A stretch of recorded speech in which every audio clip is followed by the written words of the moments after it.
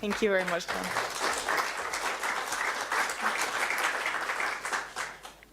So, hi, I'm Alice. As John said, I am a member of the European Chess Union's Women's Commission, and as well as this, I'm also a chess player myself. So the aims of this survey were to gather numerical data on what's actually going on in women's chess in all the different federations across Europe, but as well as this, to gain insight into the policies and plans that these federations have in place, and therefore be able to evaluate these policies and plans to see what's working. So this survey is actually still ongoing, so today I'm only going to be able to present to you the results and analysis that we have so far. Also, only 44 out of the 54 federations have responded, so this means that we don't have all the data, meaning that the survey can only be so accurate. And as well as with all surveys, you can never be 100% sure that all data provided is accurate. So to start with, we just have the percentage of rated players registered to each federation that are female. So this is just an overview of the state of women's chess in Europe. And as you can see, it is very low. So the highest you have is Georgia, with 26% of players being female. And this is just a graph here showing the number of federations in each percentage bracket. So the average is approximately 9% per federation. Sorry, Alice, could you just go back to that one? Because I think people are still looking. Oh, sorry. You're racing ahead. I mean, I think people are interested to look at the patterns. I notice Italy hasn't completed. Yeah. I notice Italy hasn't completed. Thank you. Right. Okay. So the majority of countries between 6 and 10%, and then again with around 8 between 1 and 5, and 8 between 11 and 15. And then you had the outliers with countries that were much higher. And we are still doing analysis into trends between the countries that have higher amounts of women playing, but the themes tended to be having a really strong history and culture of female players rather than any up-and-coming plans and projects they have in place. So moving on, we then looked at the number of women in the top 100 between all the different countries.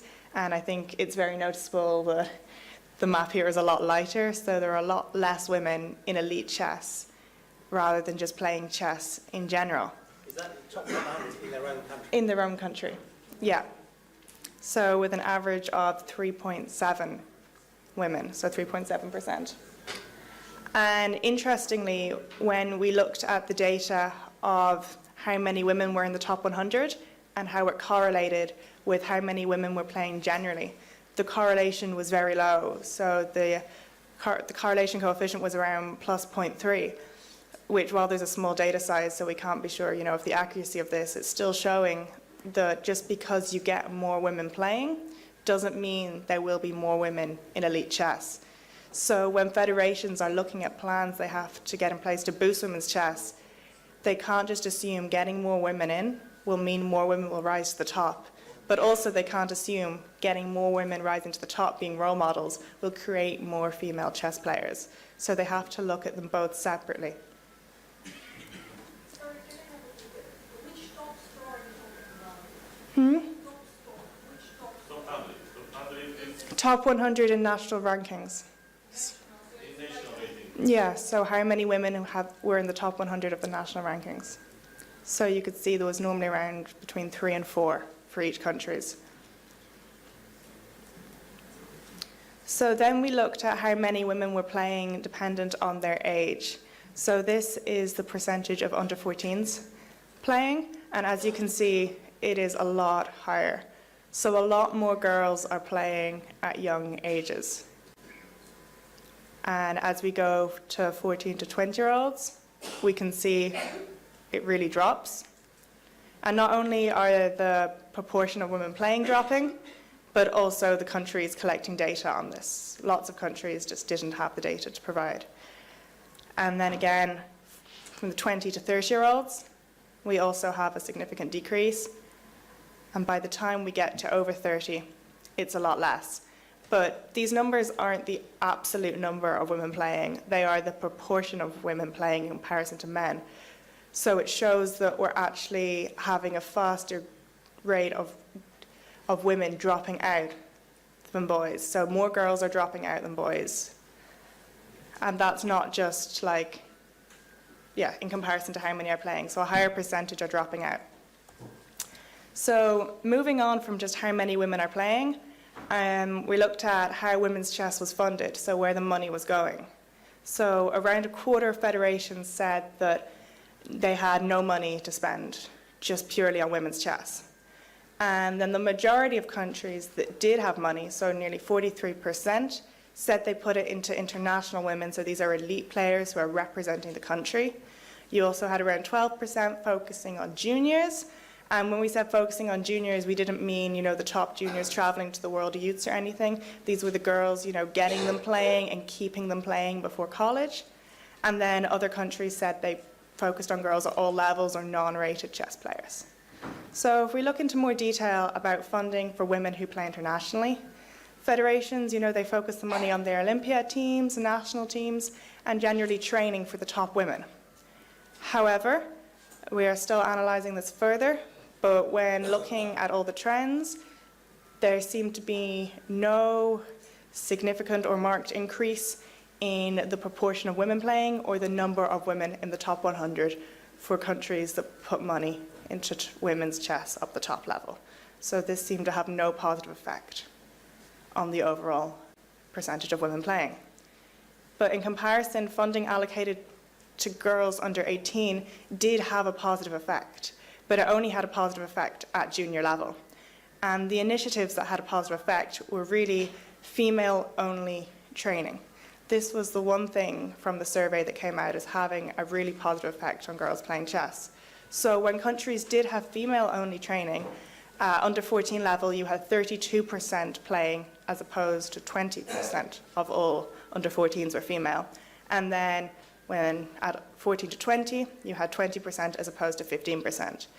This increase in average percentage playing did not correlate to adult level, but this could either because they're dropping out or because these programs are relatively new and they haven't had an effect yet. These are things we will be continuing to look at. And then, very interestingly, what about the countries who didn't fund women's chess at all? Well, there was no noticeable difference in activity levels if they didn't put any money in. So I think this does ask the question, is the money we're putting in working? So they had an average of 10% women playing and 5 women in the top 100, which is actually marginally higher than the typical averages. So I think that was just something really interesting and something that we've just discovered and needs to be looked into further. And finally, the thing I'm going to talk about is the national championships and the effect this has. So while some countries didn't have a women's national championships and some of them mixed the women's and open together, the majority had separate women and open national championships. And the thing I wanted to look at was the timing of them, because this had a really big effect, not on how many women were playing the women's, but how many women were playing the open. So when they were held at the same time, 17 countries said this, and 16 of them had 0 women playing in the open section, while one of them had 1. But while they were held at different times, you had a huge amount more women playing in the open section. Well, still a lot of them didn't have any. I don't know if you can read the numbers up there, but 6 of them had 0, but 2 of them had 2 had 3 women playing, and 2 of them had 4 women playing. Now, there may be other factors causing this, such as there is a higher likelihood that the tournaments will be exclusive round robins when they're held at the same time, but there were still a lot of exclusive tournaments held at different times, and a lot of open tournaments, where any women can play, held at the same time. So I think these are things that federations really need to think about when they're choosing when to put their women's national championship on, that all these female-only tournaments aren't providing barriers for women to actually compete in the open. So thank you very much for listening. That is just a snapshot of the survey as of yet, which is, as I keep saying, is very much not finished. So yeah, thank you for listening, and I hope I gave you some insight into women's chess throughout Europe.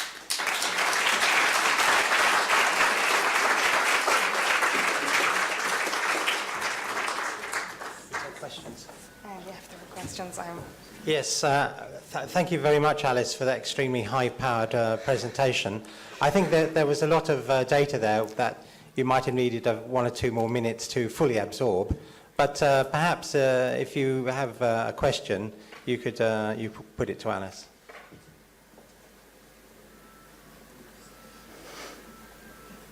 Okay, I'll put a question to Alice then. If it's the case that those countries that don't fund women's chess at all are doing just slightly better than those countries that do fund women's chess, would it not be a suitable policy conclusion to say, let's not put any money into women's chess?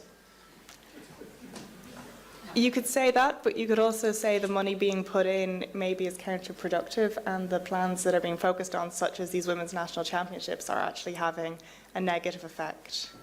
That could be one. Other than that, you could say the data sample size is too small and there isn't enough to actually, yeah. There's a... Okay, well, I think... Sorry, there's just someone who has a question. Oh, right, yeah. Stefan Loeffler.